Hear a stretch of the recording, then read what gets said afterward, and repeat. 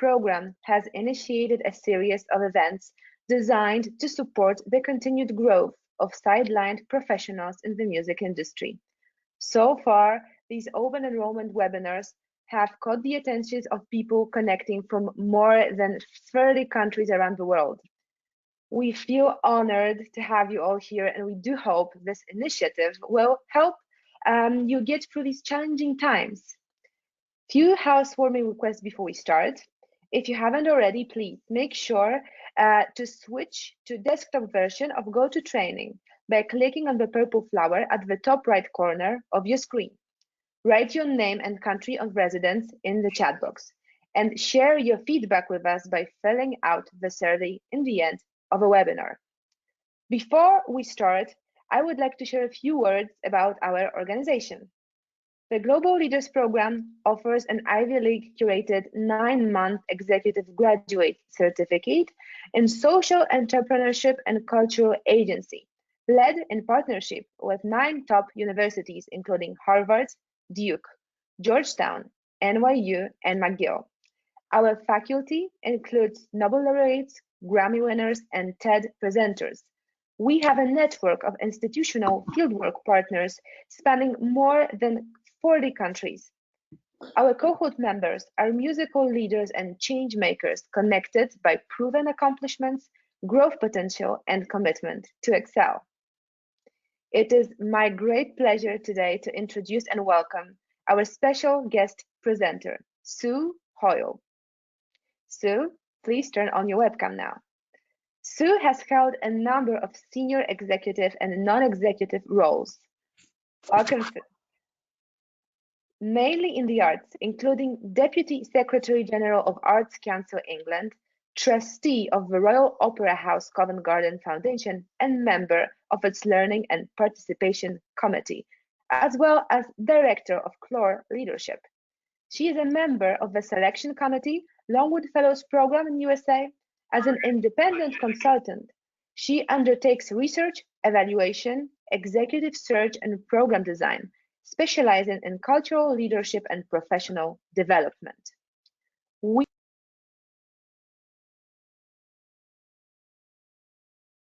We are also joined by industry experts and moderators for today's session, who will open the Q&A with Sue.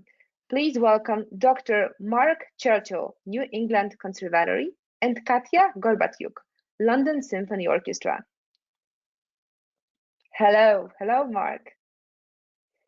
Mark Churchill is Dean Emeritus of Preparatory Studies at the New England Conservatory.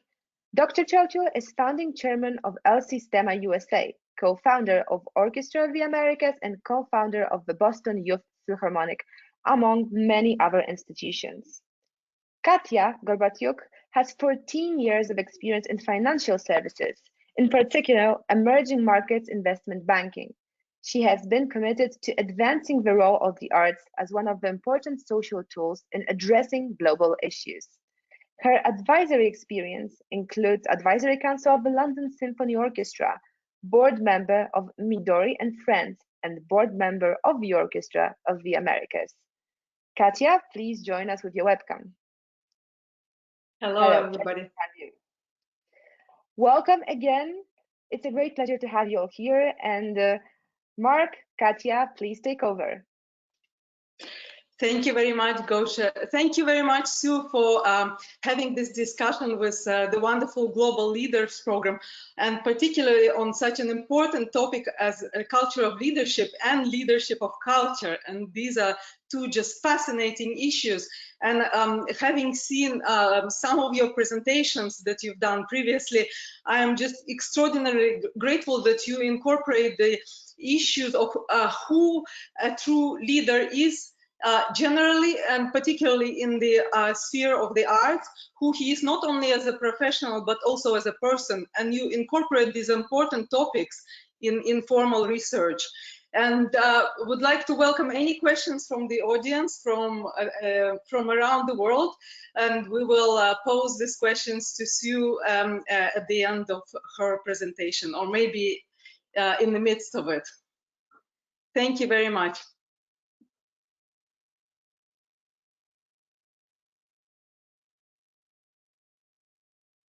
Mark, I'm afraid we cannot hear you.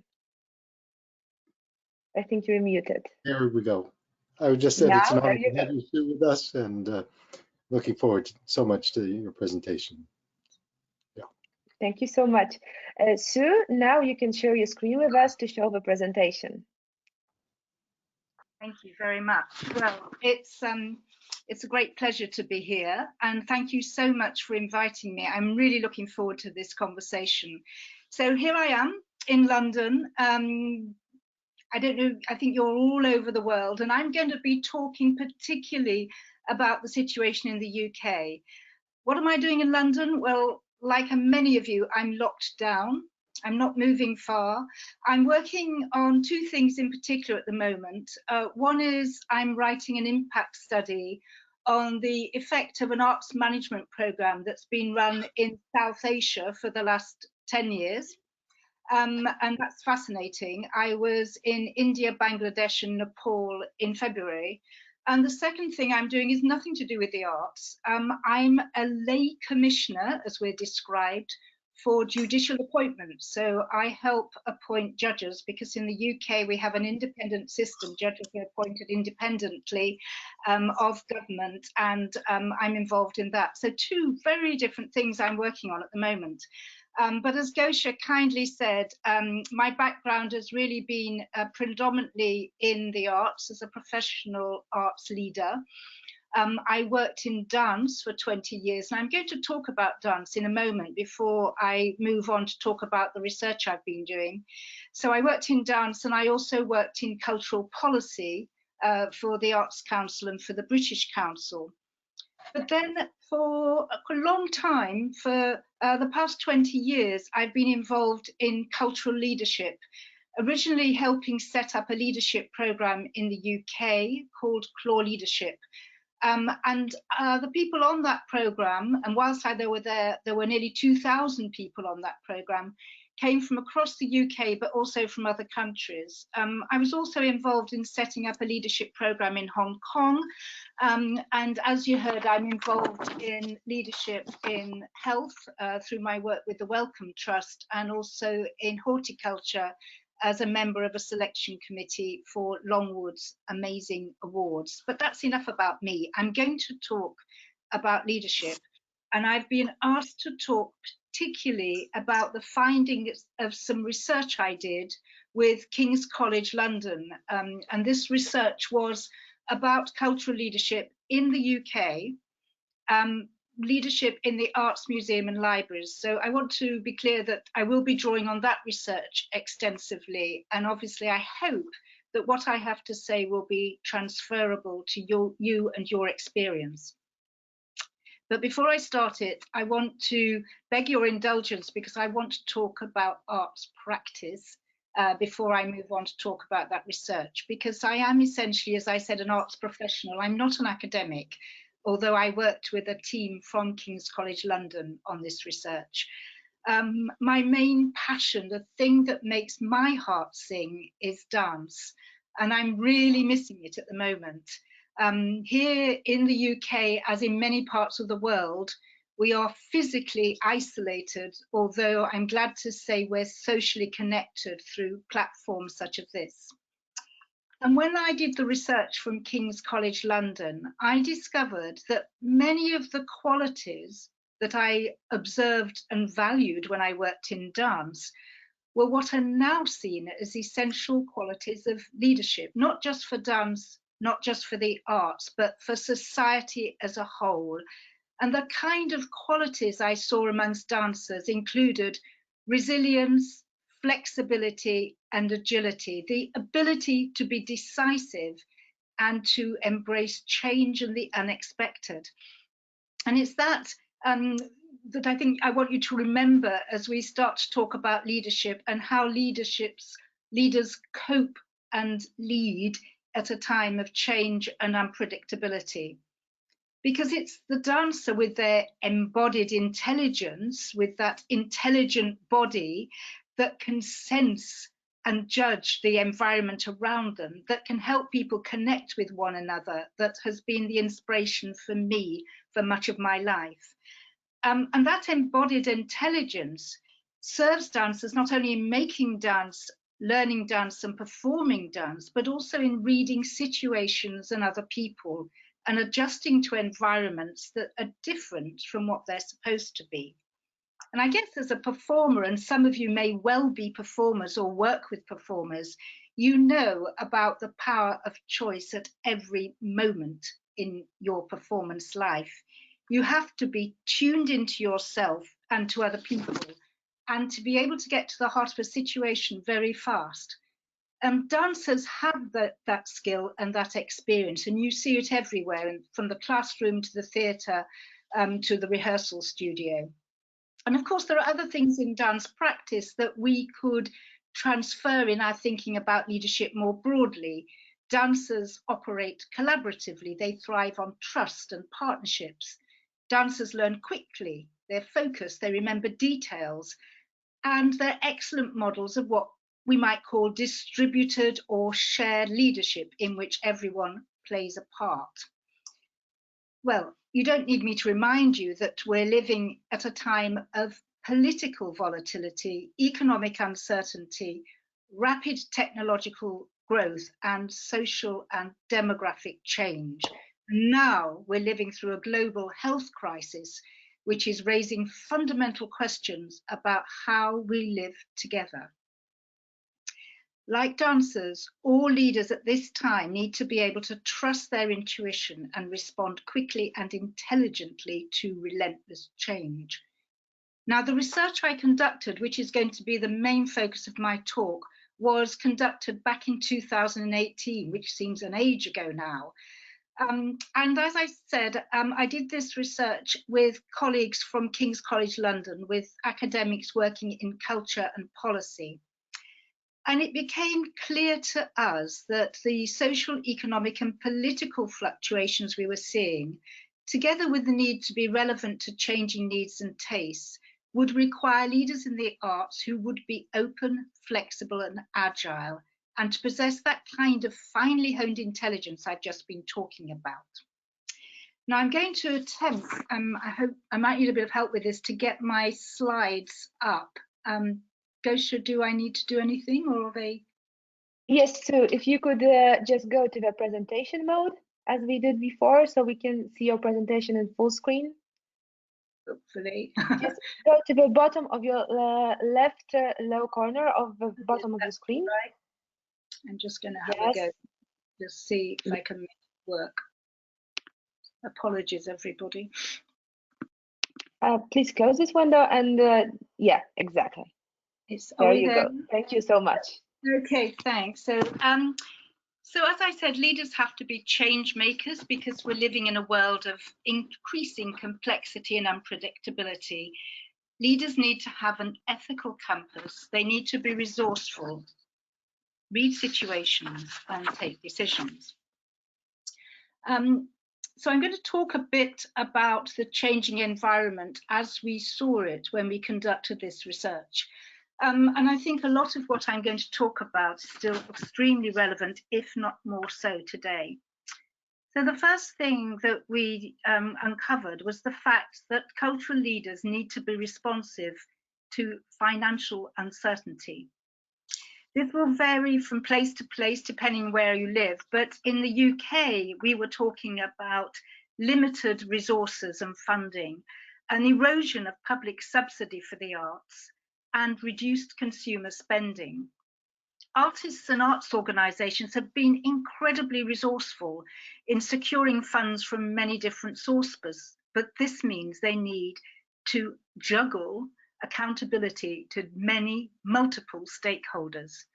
They need to be ready to handle complex financial risks and to keep a close eye not just on business plans, but on cash flow as well. They need to invent and reinvent new business models.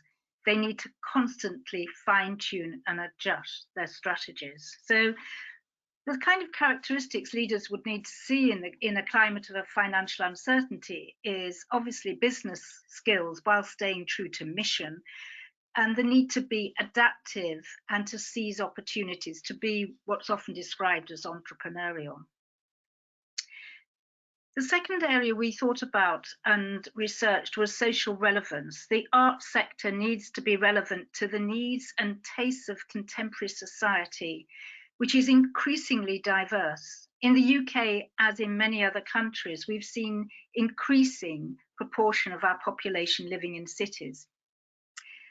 Leaders need to ensure that the workforce, the attitudes, the dominant values and the tastes of arts organisations are much more representative of society than they currently are. Otherwise, our ever more diverse nation is going to be underrepresented, not only in the arts workforce, as it currently is, but also in its audiences and activity. There's a growing expectation for the publicly funded arts to extend its social benefits more widely, and there are organisations that are leading the way in this. The arts have been shown to have a role in building cohesion and well-being and in placemaking, in helping shape, create and express identity for people on a community and a local basis. So cultural leaders need to engage with a broad public. They need to be social entrepreneurs. They need to look for a seat at the table, to be partners alongside health, education, business, to be partners in civic leadership. Digital innovation. Well, I don't need to tell you about this. We're experiencing it now. There have been rapid changes in communications and social interaction. There's been a possible democratization of culture through the way in which people can now engage in creating art, engage in connecting with artists, engage as participants, as audience members digitally. Cultural leaders need to be agile. Unlike me, they need to be digitally literate, and they need to know how to leverage data to understand how they can engage new audiences. Leaders need to think differently about developing and retaining talent. This is a huge area. We experienced feedback about people's real concern about the fall in arts in schools, about depressed salaries and working conditions, insecure employment. And it seemed to us that actually many of the skills that the arts foster are just the skills that we need in the workplace in all areas. The kind of talent that combines cognitive skills such as originality, active learning, systems thinking, with strong social and communication skills. Leaders need to think differently about how they can attract, develop and retain talent. And part of that work is really about changing the culture of cultural organisations to one which is more inclusive and one which spots, develops and fosters talent. Staying with that subject of organisational culture for a while, we also observe that there's a real risk of burnout in the arts at all levels of leadership, in part because the arts have become used to doing more with less, and also because of some of the other characteristics of the cultural sector, which I've just referred to, such as low pay. Burnout occurs when the demands of a job outstrips a person's capacity to cope with stress. It's not just a symptom of stress, it's a serious health concern. It affects cognitive functions such as creativity, problem solving and memory, all vital to leadership.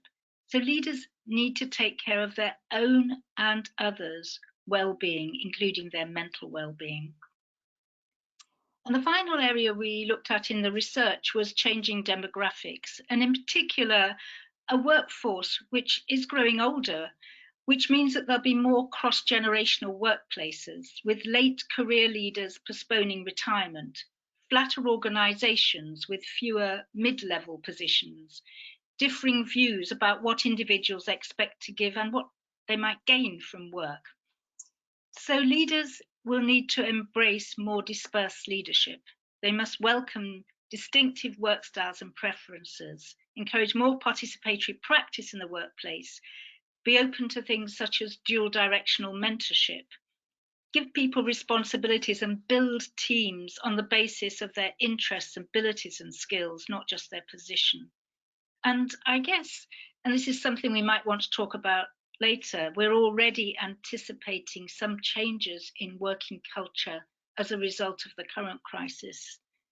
Perhaps less hot desking, more home working, more flexible hours, fewer face-to-face meetings. There are things that might emerge now from the current situation that will, and some of them may create a more forward-looking and inclusive workplace. So I've already highlighted, as I've talked about these challenges, some of the skills, attributes and behaviours of leaders, such as agility, digital literacy, adaptability and openness. And, you know, they're similar to those required in other sectors. They have to be deployed flexibly and thoughtfully according to context. So I'm going to talk now, move on to talking more about the kind of attributes that leaders need given this changing environment. And in my view, values should be at the heart of all leadership.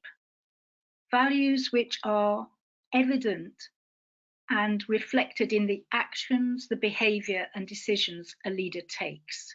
Effective leaders remain centred on a core set of values, even while adapting to a changing context. You decide what your values are.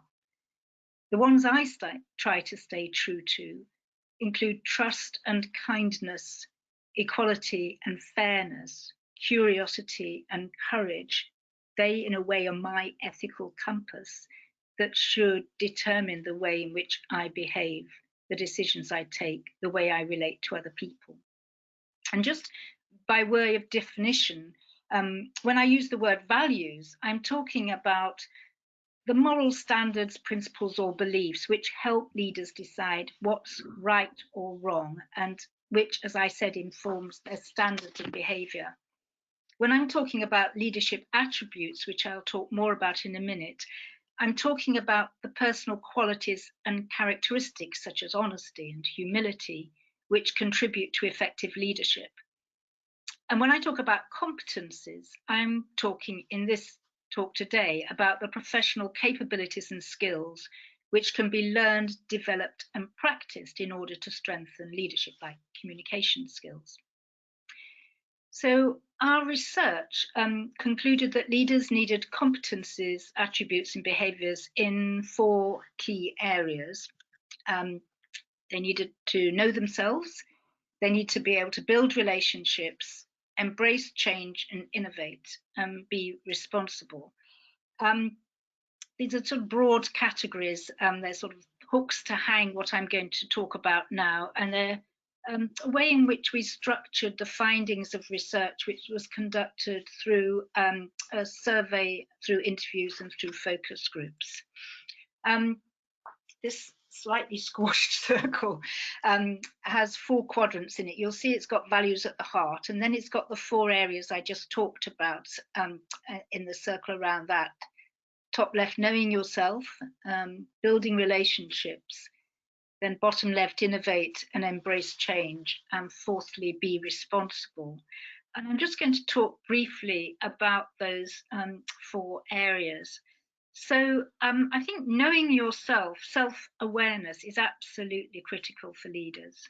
Knowing what your strengths and weaknesses are and surrounding yourself with people whose skills and attributes complement those gaps rather than replicate them, and giving authority to those people. I think an effective leader needs to be aware of the limits of their own worldview and receptive to others with different ideas. They need to be a really good listener. They need to pull other people up the leadership ladder rather than just pulling it up after themselves. And the kind of characteristics of a self-aware leader include humility, but also confidence, the ability to have a vision and take decisions. They need to be, as I said, self-aware. They need to know where they can shine and where they need support. They need to be open, honest and authentic. I think none of this will be new to you, but I think it's helpful to be able to see and at a single glance the various qualities that leaders need. Secondly, of course, leaders work with people. They need to build relationships based on trust. They need to enable others to take responsibility for decisions in their field of authority or specialism, but also enable people to lead beyond their authority. As I mentioned earlier, they need to bring together people who may have an interest, a passion of something that may not be in their job title, but it's something they can really contribute to. An effective leader fosters collaborative action. We're seeing a shift away from leader-driven change to leader-enabled change. And the kind of qualities here, collaboration, trust, being trusting and trusted, being able to communicate, enabling, generous. And I would add to this, although it wasn't part of our research, what I talked about earlier, the benefits of a leader having the kind of embodied intelligence that a dancer has, that when they walk into a room, they can read it and sense how they should relate to other people. On the bottom left, embrace change and innovate. Leaders need to be flexible. They need to bring together people in different groupings, as I talked about. They need to be porous to new voices and welcome diversity. They need to be open to taking risks. They need to be agile, inclusive. They need to be open to the kind of irritant that Charles Handy wrote about rather brilliantly in his book, The Elephant and the Flea. Charles Handy had been working in the corporate sector, and when he left it to become a consultant, he realized that one of the main things he could do was actually, as an outsider, as an outlier, as somebody working on his own, he could actually alight like a flea on the big corporates and actually provoke them into thinking differently. And I think we need to be really open in cultural organizations to people who think differently from us, and really welcoming of the freelancers who will come in with fresh and new ideas, as well as supporting them properly. Finally, and that links to what I've just said, there's a responsibility that we have as arts leaders. We need to ensure that we lead in a sustainable way, and I'm not just talking about finances, which is where I talked earlier on, but environmentally, to ensure that the culture of the workplace is trusting and respectful, with zero tolerance for unacceptable behaviour, that our decisions are values driven. We should be active social agents connected with our community. And you'll see the words that we put around that to do with accountability, social engagement and resilience. It's a tall order, but when you look at that, I'm wondering if you're thinking to yourselves, what makes this different from leadership in other sectors? And that's something I thought we might reflect on, which is actually how does leadership in the arts differ from leadership in other sectors? And I think, if I'm right, Gosha, we thought we might actually ask people if they would like to think about this question now. Is that something we could do now? There we go. So we've got a poll here for you to look at. So from the attributes of leadership, which I've just listed, pulled out a few here, which one above all, if any, do you think distinguishes arts leaders from others leaders? Is there anything there that you would say really marks out an arts leader? Just be interested to get people's thoughts on that. And let's give people a few more seconds. About 50% of attendees have voted. Let's give a few more seconds and then we will show the results. Great.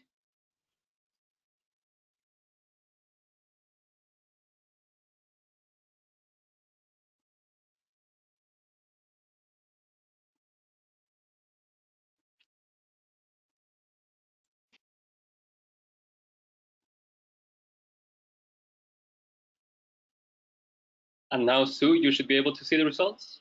That's really interesting.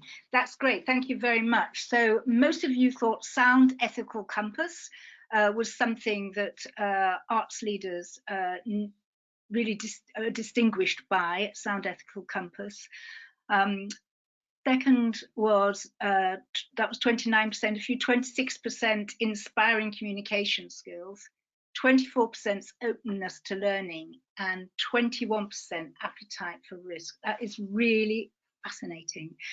I think that's made me stop and think a bit, because on a personal level, I really value the kind of appetite for risk, which a fifth of you thought was something that marks them out. I thought that was something that was particularly important in the arts, that we need not only, like everybody, to be able to manage and mitigate risk where possible, but that also we need to be open to innovation, to trying out things, to being creative.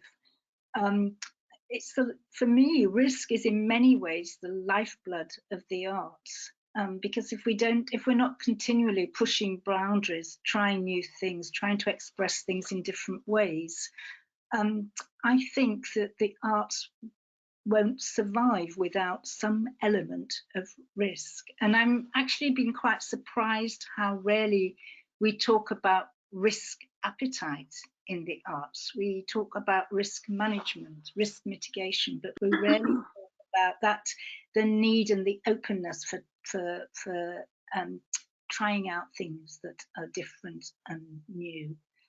I would agree that any arts leader should also have all those other things. I guess that the ethical compass, which is absolutely vital and something I think everyone values, is something that any leader should have. And in fact, I would think that all leaders need to have all of those qualities. But interestingly for me, and I'm in the minority, risk is the thing that really stands out for me. But thank you for that. That was a really interesting indicator. And Great. Sue, we are back to seeing your presentation, but it's not in full screen mode. Okay, so we need to do that. Mm-hmm. I'm going to just go to it there. Okay, thank you very much. So I'm going to talk now a bit about what we discovered about the ways in which leaders are being developed and the outcomes of that. So the research that we did, and we looked not only at leadership development in the UK and not only in the arts, but we looked at leadership development in other sectors as well and outside the UK. One of the excellent models, of course, we looked at was the Global Leaders Programme. And we found that actually the most effective way of developing leaders was a combination of some formal training, some learning through others, and some on-the-job experience. Now, this is this kind of combination of the three, some sort of classroom or structured learning, some relational experience, and some practice. That combination of those three ingredients is been common in leadership development for many years. But increasingly, there's been a recognition of the importance of practice, and practical application in the workplace is, we discovered, the most important and critical element of this. And certainly running Clore Leadership Programme, it's something I've seen firsthand. I shall never forget someone who's now running a very significant large-scale cultural organisation saying that after they'd been through an intensive period of leadership development, when they felt really transformed, they went back to their organisation and was told, well, yeah, you've changed, but we haven't. So there's great frustration if you return to a role which itself hasn't changed in an organisation which might be and seem stagnant, and where you can't start to apply that learning. You don't get the active encouragement, the good role models, the mentoring, and you're not part of an environment which really nurtures what I would call good work. So I'm hoping that this next diagram will give you a sense of how learning about leadership can link to the 4 quadrants I talked about earlier on. So learning yourself obviously requires you finding time for reflection, self-analysis. Building relationships obviously means that you need to be able to collaborate, to work with others, to develop ideas in a way, not just sitting in a room and having an idea, but actually working with people to test, explore ideas. Being responsible. I put practice here. So leadership learning, I think, is about reflecting, it is about collaborating, but it's also about the practical side of things, which I was just talking about doing, about getting on and doing the job. And as an innovator, trying things out, accepting that you will fail sometimes, learn from that, and then that becomes a virtuous circle. From that learning, you then reflect, think about what it tells you about yourself, how you're leading, how you're collaborating, and how you might next practice. So there's a sort of learning circle in that. We also, to go back to the King's College research, we also looked at what the transformative impact on individuals might be of leadership development. We found that for individuals, leadership development gave people the time for reflection, which they can often not discover and for themselves. It gave them time to reflect and develop a leadership style that was aligned with their values. It gave them improved confidence and the ability to take decisions even in a context where they felt uncertain or vulnerable. The confidence to own failure and learn from it, to decide on their leadership style, to articulate an authentic voice, and to take the next step. This emerged from the research. It provided people with strengthened networks, which could give them valuable support for progression, networks that remained amongst a peer group that remained supportive. And I definitely saw that in the Clore Fellowship. I'm seeing it now in the work I'm doing in South Asia, which is another fellowship program, and I observed that in Hong Kong. So one of the great benefits of this form of leadership development is building networks. And of course, it enhances knowledge and skills. For organizations, leadership development can strengthen their networks as well through those who've participated in the leadership program. Their networks can be extended. It can help with staff retention. It can also help people realize they need to go and exercise their leadership elsewhere, of course. It can accelerate change, and it can make organizations more inclusive and welcoming. It was more difficult, we found in our research, to be able to understand what the impact was on the cultural sector as a whole of investing in individual developments. But what we did observe is that it helped shape the arts because the leaders were surer of purpose. It helped to develop collective leadership, which can drive change. And it helped develop people who were themselves keen to share their learning with the next generation. So the final section, final thing I want to say in this section, and then I'm just going to speak briefly about a couple of examples of leaders I admire. The final thing I just wanted to say is that actually it's a challenge to evaluate the impact of any leadership program. You can learn a lot about skills and knowledge gains, about behavioral change, but it can be very difficult to demonstrate the link between individual behavioral and competence change and organizational outcomes. That would require a long study over many years. And as to the best of my knowledge, that study hasn't yet been done. But I'm going to move on to talk a bit about this guy, Matt Peacock. He's someone that, in my view, demonstrates the passion, courage, big picture thinking and values that leaders need today. Some of you who are based in the UK might have met Matt. He was, some years ago, working early in his career as an opera critic, mainly in New York, but he had originally come from the UK, and on return visits to London, he was increasingly concerned, as he was in New York, about the number of homeless people he saw there. And he decided to do something about it. He decided to go and volunteer in a night shelter for homeless people. And it was while he was there that he heard something that actually changed his life. A politician described homeless people as the people you trip over when you leave the opera house. Matt was both incensed and inspired.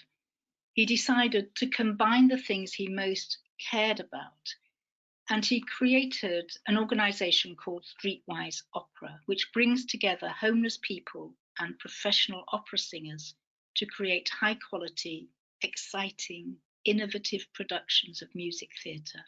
And he's been doing that for over a decade, working in cities across the UK and in other countries as well.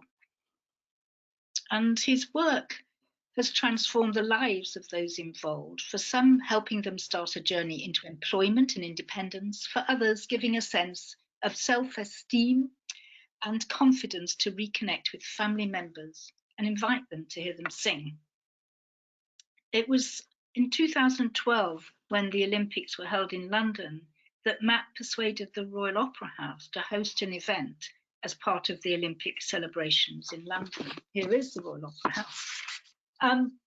It was unprecedented that homeless people would be given an event that was included in the Olympics, but that's exactly what Matt did. He created a program with One Voice in which people, homeless people and opera singers worked together on a production. It was amazing. And also he invited organisations from across the world concerned with arts and homeless people to visit and share their experience. I think most satisfyingly of all, Matt has proved that politician wrong. Thanks to him, homeless people are now people that you could meet inside an opera house. He's a really humble, quiet person. He knows what matters to him, though. He's got clear values and combines artistic sensibility with practical organisational skills and courage. He shows how leaders can create work that's locally relevant but has international resonance. He has given homeless people a voice. And the impact of his work has been social and artistic. It's been local and global, because Matt worked in Rio for the Brazil Olympics. And although we don't know quite when they're going to happen, he's already been to Tokyo working there to ensure that homeless people will always have a place in the Olympics. The other person I wanted to talk about is Archana Presa.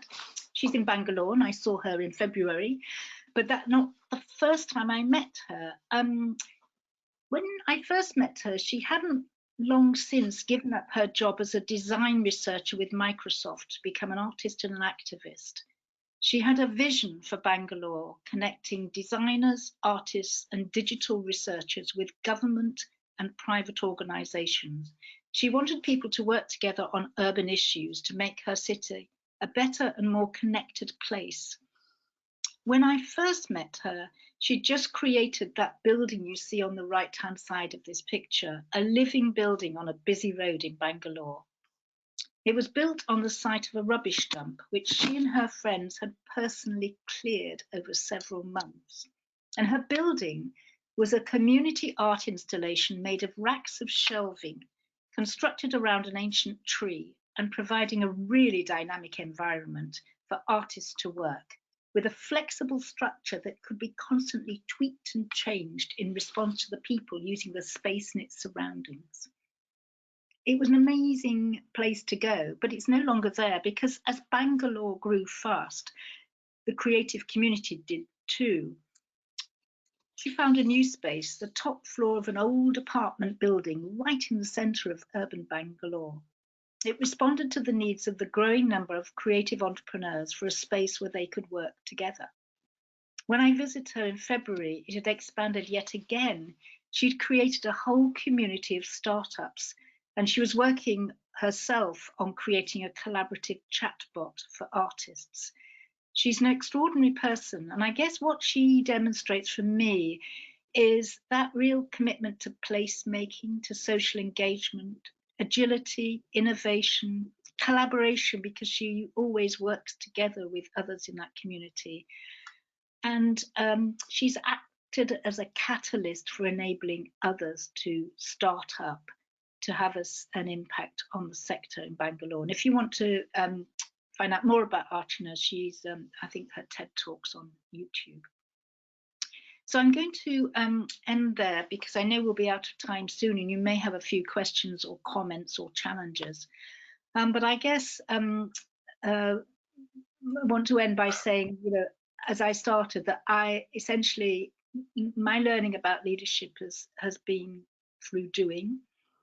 And I suppose the most important things for me in terms of leadership is to recognize that we all need time for rest and reflection, that we'll never stop learning, and that we need to ensure that we continue to stay open to and available for the kind of opportunities that will come even in difficult times like these.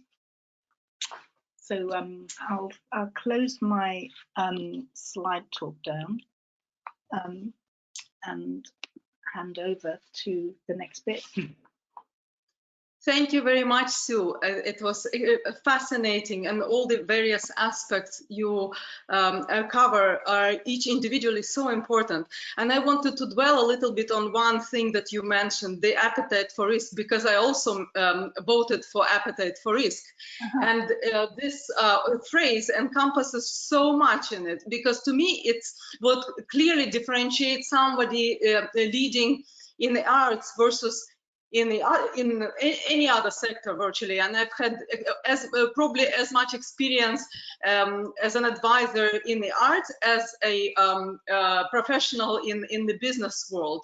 So the key differentiating factor I see is in the arts, you are really supposed to not only follow the demand, which you're supposed to do in the business world, but you're supposed to shape the demand and be ahead of it.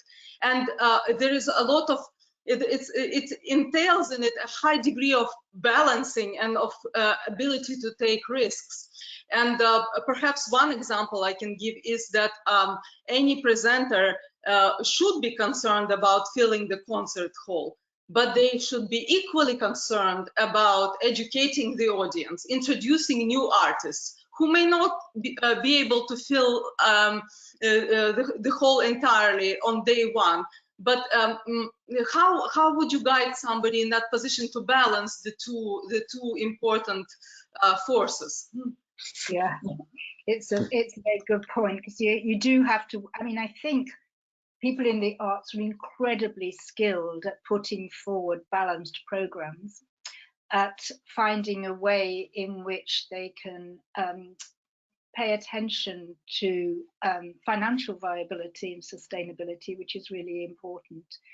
But I think one thing I would say is that I think sometimes we are too cautious and we underestimate the public's appetite and eagerness for risk. I've seen this recently in an organisation I'm involved in, where it's the balance of the programme appeared to have quite a few safe bets, and then some what might be seen as more risky. Well, what the audience wants to see is the risky work. The safe bets didn't sell as well as the risky work, and you need to really get your antennae tuned. And that's one of the reasons why I did mention in passing the importance of using data as well as your instinct, and as well as your judgment, and as well as your knowledge and your experience. But I think it is important to draw on data and evidence to inform the decisions you make. So my response is twofold. One is, yeah, the balance is difficult. It requires careful judgment, but absolutely never underestimate people's appetite for the new, for the innovative, for the different. Thank you. Sue, that was a great presentation, and your work has had such a great influence on our cultural fields.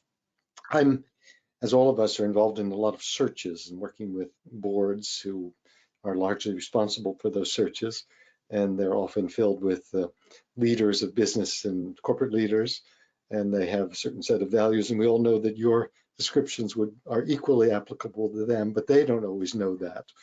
And they're often focused on measurables and return on investment and evaluation, and just you obviously do a lot of search consulting, and perhaps some words of wisdom about how you bring a normal arts board to a realization of well, an ability to attract this kind of leadership. First, a recognition of it, and then and how do you make it the organization attractive? Because anyone with these qualities wants to find an organization that is as receptive to their leadership style and qualities. Yeah, that is a really good question, and I'm still learning. I didn't set out to be a search consultant, but I've been asked to be one. And what I decided on the relatively few occasions I've done it, that the most important thing is exactly what you're talking about. And the thing that I spend most time on is talking to the board individually and as a group about what it is they're looking for. I think, and that of course is the job description, but much more importantly, the kind of person they're looking for, and what are they, going back to the things I was saying, it's almost, maybe that circle is quite a useful checklist to be for a board to think not just about experience and qualifications and all the things they might automatically think about, but thinking about some of the attributes, the way, the behaviors, to look for evidence that people have the personal qualities that will enable them to lead. And that takes a lot of time. And then the second thing is actually trying to be really imaginative in the networks I've used to try and get the word out to the unexpected people who themselves might not have thought about that role, but who I sense could do a brilliant job. And I found that absolutely fascinating. And in the searches I've been involved so far, I'm pleased that the people who've been appointed are not necessarily the same kind of people as their predecessors. And that's no reflection on the brilliance of those predecessors, just that organizations shouldn't automatically try to appoint someone in the mirror image of the person who's been running the organization, but to think differently about what the next phase might be. So talking to boards about personal qualities, but also talking to them about what their vision is for the organization and getting them to think in a way about the future, not the past, appointing for the future. Well, I'm taking notes. Katya, maybe we just have a few minutes. Should we go to the questions from the audience? Or yes, we have a question from Marshall Marcus, founder and president of El Sistema Europe. And the question is, how important do you think it is for the leaders in an organization to share leadership through an entire organization? Well, it's a really good question, of course. I think it is really important to share responsibility. I guess, Marcus, I was talking about that earlier on, where I was talking about making best use of people, not just on the basis of the role they're doing, but actually the experience, the knowledge and the enthusiasm that they can bring from outside that role. So that's the first thing. So share responsibility and bring together the most appropriate team of people. Give people more flexibility so that they're not trapped in their job descriptions, but they're able to work together on tasks that will drive the organization forward. But ultimately, there are sometimes decisions that somebody has to make. And I learned this quite a long time ago when I was running a dance organization, and I'd been incredibly consultative and collaborative, and we'd spent quite a long time building what was a very beautifully crafted business plan, And I took it to the board, and I was very proud because I thought this is something that the whole team had signed up to and been involved in.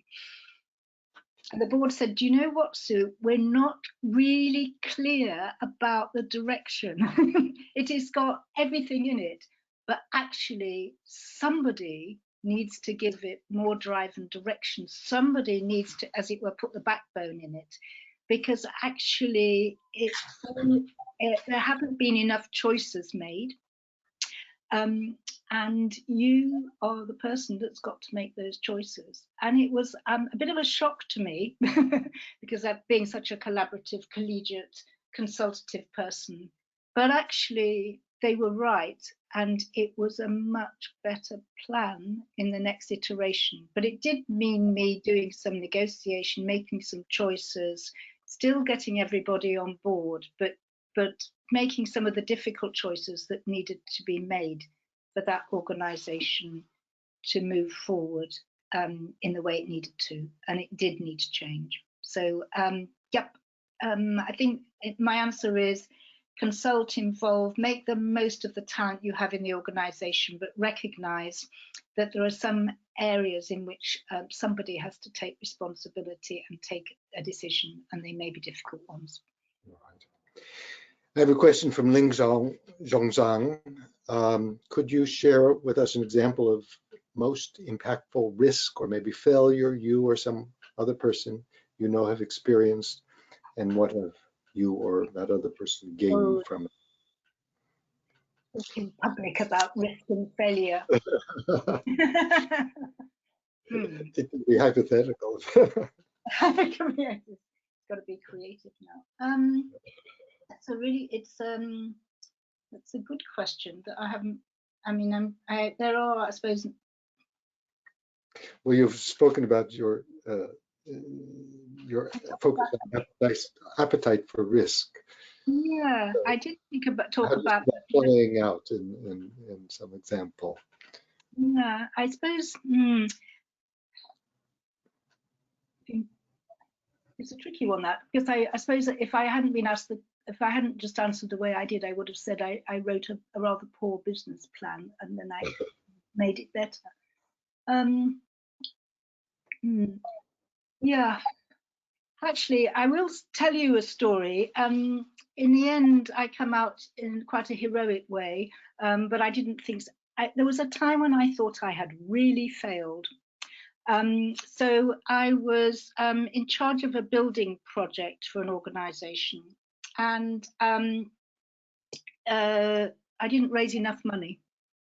So we couldn't deliver it was a dance organisation again, and we really did need a certain number of dance studios for that organisation. But I couldn't raise enough money to build all of them. So we were 2 studios short. And I took the decision that it was better to finish the building and get it up and running, to commission the engineers to build it in such a way that 2 extra studios could be put on the top when the funds were raised. But that we just would have to go ahead and compromise, which meant there were lots of things we couldn't do. We couldn't take the number of students we wanted to. We couldn't do as much research and choreography as we wanted to. And when I left the organisation, my successor said, well, the first thing we're going to do is to start a fundraising campaign to raise money for those 2 extra studios. And I felt pretty sore, actually. I felt there was I had somehow failed. And 5 years later, I was giving a talk about this kind of talk, really, and I thought, actually, I need to go back and find out, what happened, because they did raise the money, they did build the 2 extra studios, and they could do all the things they then wanted to do. And I went to them and I said, I'm really sorry, I felt very bad that I left you with yet another fundraising campaign. And they said, do you know what? It wasn't a bad thing.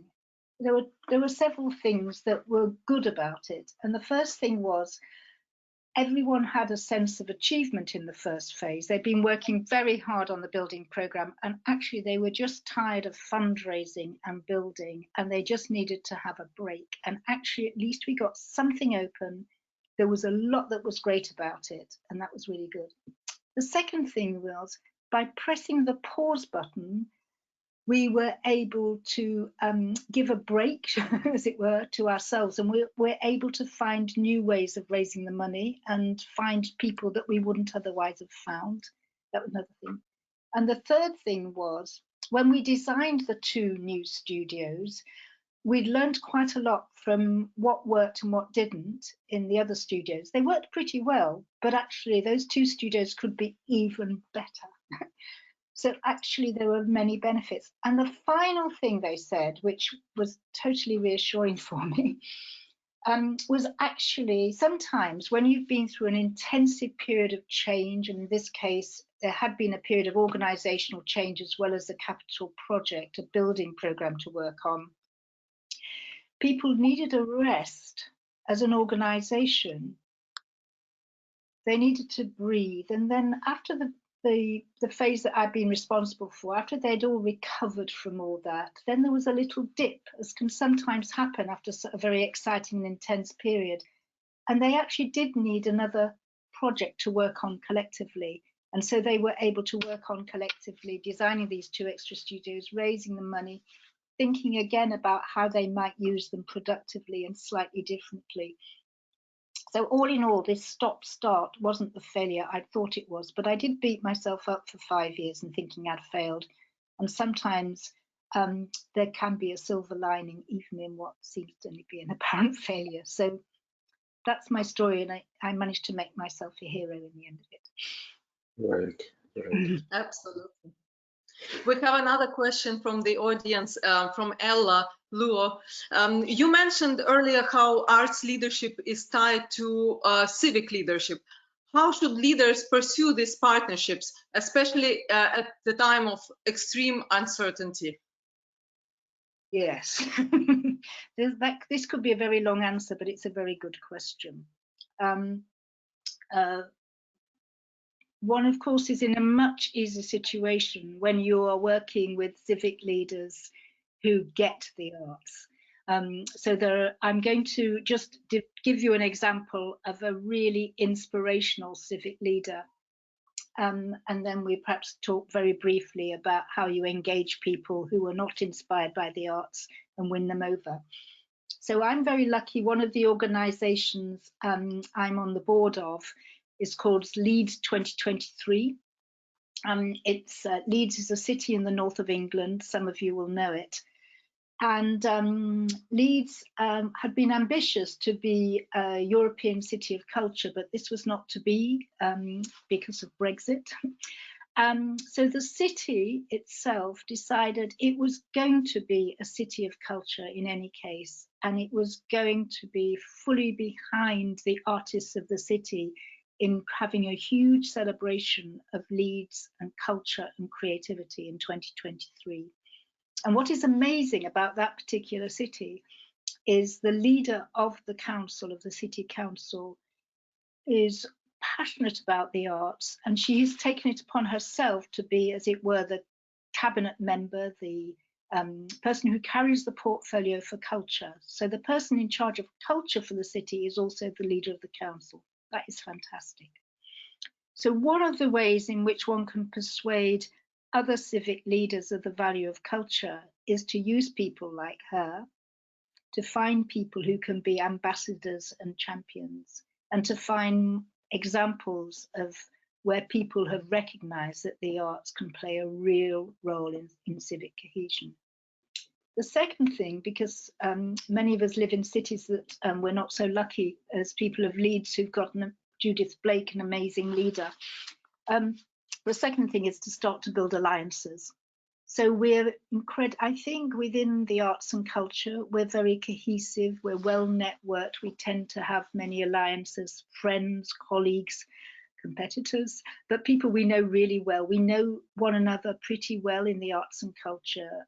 We don't always build alliances enough outside. So actually starting to build relationships across your city with people who are working in other areas is a vital way of doing that. And sometimes if you're working for an arts organization, board members will be able to introduce you to people in other sectors. We tend to think that boards are there always to support us, but of course, it's not just looking after our organizations. They also can be very useful in introducing us to other people, to other sectors, to other avenues, to other contacts. And if they don't themselves work in them, they probably know people who are. So I think using your relationships, using your boards to start to build alliances is absolutely vital. It's a really interesting question. It feels like it could be another talk. So I'll stop there. Thank you so much, Sue. Thank you, Katya. Thank you, Mark. It was wonderful to have you here today. I'm sure we could go on with this subject especially and for hours. Thank you for your time and sharing your valuable inputs. Using this occasion, I would like to invite everybody to our next week's online events. Actually, you can find all the details at our website, globalleadersprogram.com. You can also follow us on Facebook and Instagram. In May, we have just actually launched a new series of events in collaboration with the Spanish Association of Symphony Orchestras under the name Resetting the Stage. You can see the upcoming webinars on your screen.